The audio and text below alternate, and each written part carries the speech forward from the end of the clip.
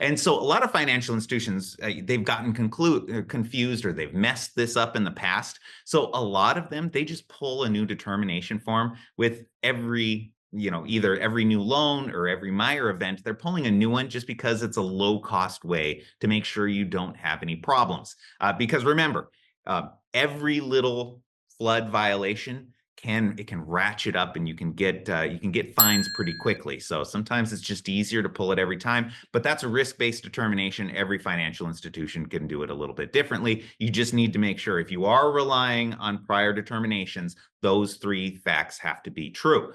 Also, there's life of loan monitoring. You might think, well, what is that? Well, that is where you have a service that goes out, and once you have all of your property entered into their system, they let you know if there's been a flood map change, or sometimes they give you a notice when you suddenly have collateral that's in that flood zone. But that's not required. Okay, it's a service that's out there.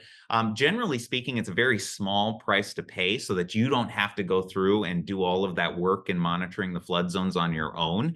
So if you get notice of a map change, you don't have to personally go through and figure out which properties have been affected at your financial institution. So a lot of financial institutions do it. It's a small fee to mitigate a whole lot of extra work. Okay, but keep in mind,